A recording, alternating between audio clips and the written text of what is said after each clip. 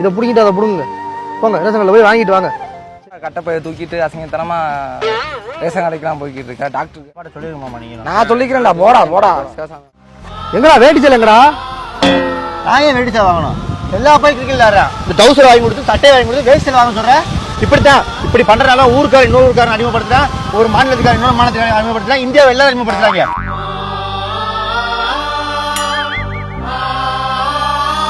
இப்படி நீ அடிமைப்படுத்தி வாழ்க்கையை கெடுக்க பாக்குற. டேய் வேட்டி சேலை வாங்க சொன்னேன். வெக்கம் கடை என்னமா பேசிக்கிருக்க? வாங்க முடியாது, நான் விளையாட போறேன். இனிமே ரேஷன் கடைக்கு போக மாட்டேன்.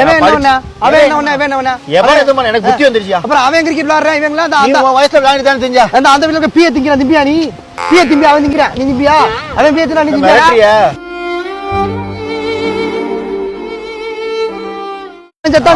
போக மாட்டேன். நான் விளையாட மாட்டேன். போக மாட்டியா? ட்ரெஸ் டவுசர் எல்லாத்தையும் கழட்டி போட்டு ஓடி போயிரு. அது ஏங்க சார் கழட்டி போட்டு போறா. போ பிச்சை எடுத்து ஒரு 2 ரூபாய் அருமை உனக்கு தெரியும். டாக்டர் ஆக போறேன் படிச்சு. ஏய் நீ ஆக மாட்டடா டாக்டர். சொல்லுதே நீ டாக்டர் ஆக மாட்டேன். அன்னைக்கு நான் நடிக்கிறேன், ரஜினிகாந்த் நடிச்சு எல்லாத்தையும் கழட்டி போட்டு போ. போயிட்டு டாக்டர் ஆயிட்டு வா. ஏன் ஆவிரியான்னு பாப்போம். முடியாது. என்ன ரொம்ப பேசுற? அடிச்சு ரொம்ப பேசுற. ஏண்டா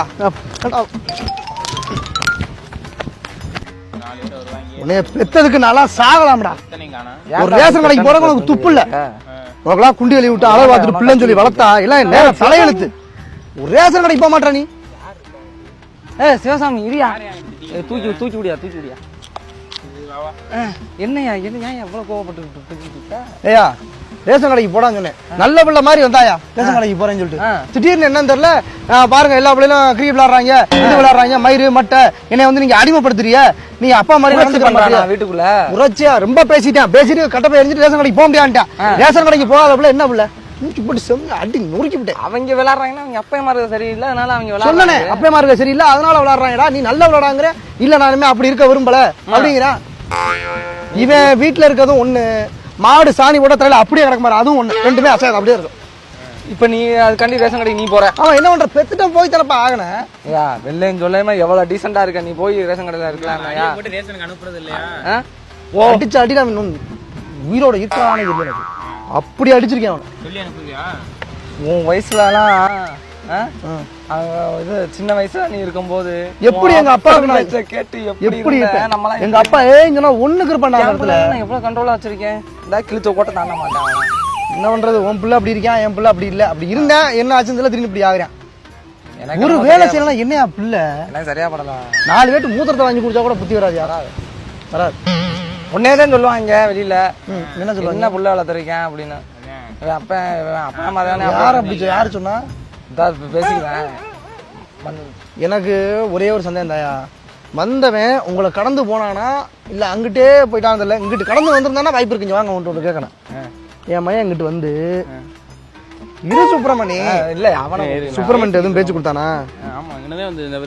அப்புறம் என்ன சுப்பிரமணி எனக்கு புரிஞ்சு வச்சு. சுப்பிரமணி என்ன அவனோட செய்கை, அவனோட மாற்றம், அவனோட குணாதிசயம், திடீர்னு அம்பியா இருந்தவன் ஏன் அந்நியனா மாத்திரம் எனக்கு எல்லாமே புரிஞ்சிருச்சு. எல்லாமே என்ன புரிஞ்சுச்சுன்னா இப்படி புரியல. எனக்கு புரியல. புத்திமதி சொல்லி இருக்கு சொன்னீங்களோ? நான் உனக்கு புத்திமதி சொன்னேன். ஏன்டா இப்படி இருக்க அப்படி இப்படி. என்ன சொன்ன? அப்படியே சொல்லுங்க. ஏன் இப்படி பண்ண? நல்லா சந்தோஷமா திரியா உன் வயசுலாம் அப்படின்னு சொன்னேன். அப்படிதான் சொன்னேன். அதுக்கு அப்பா பேச்ச கேட்காதரா? அவன் ரொம்ப சந்தோஷமா இருக்கான். ஊருக்குள்ள 4 பேர் நல்லா பேசுறாங்க. அவனை வந்து காரி துப்பி கரும்புளி ஜம்புளி ஊத்தி கழுதையில ஏத்தன அவனை அந்த அளவுக்கு கேவலப்படுத்தணும். சோ நீ அவன் சொல்ற வேலையை கேட்காத. அப்படியாடா சொன்னேன்? அப்படிலாம் சொல்லல. அது மாதிரி இல்லாம கொஞ்சம் வேற மாதிரி. வேற மாதிரி. அது வேற மாதிரி எப்படின்னா நல்ல விஷயமா தான் சொன்னதெல்லாம். நான் 4 ஹீரோ சொன்னேன். காட்டியும் கொடுப்ப கூட்டியும் கொடுப்ப. அதான் காட்டி கூட்டி நல்லா இருக்கு. என்னன்னா இரியா எங்க சரி விடு. ரேஷன் கடைக்கு நான் போறேன். அதெல்லாம் நாளைக்கு இப்போ வாங்கிக்கலாம். அதெல்லாம் டைம் ஆயிடுச்சு, மூடிடுவாங்க. இல்லைன்னா உன் மயனை அனுப்பி போட சொல்லி. இதெல்லாம் தள்ளித்தனமா இருக்கியா நீ?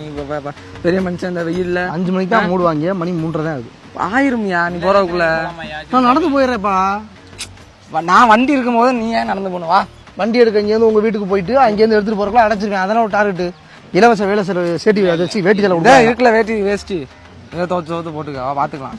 இதே போட்டுக்க சொல்லுவேன். அப்புறம் ஊருக்குள்ள ஒரே வெடிச்சே போட்டுக்க. பிச்சைக்கார பையன் நீயே போய் சொல்லுவேன். அவனை பத்தி எனக்கு தெரியும். நான் தான் சொந்தக்காரன். இதே வேணாங்கிறீயா? பட்டு வேஸ்ட் இருக்கியா? அந்த கரை வச்சது. நீ பணக்காரப்பா, நீ கட்டுவ. நாங்க அப்படி இல்லப்பா. நான் தனியா நான் ஏன் பணம் ஓ பணம் எல்லாம் ஒண்ணு. வாயா பாத்துக்கலாம். கையெழுத கொடுத்த காசு அடப்பு போட்ட வந்தானே வாயா. அதே நான் மறக்கல. வாயா போவோம்யா. ரேஷன் பாத்துக்கலாம்யா. பிரைவேட்டா நம்ம வாங்கிக்கிறோம் ஆயா உன் கூட சேர்ந்தாலே நாசமா போயிடும் வா, வா, சுப்பிரமணியம் இப்படி பண்ற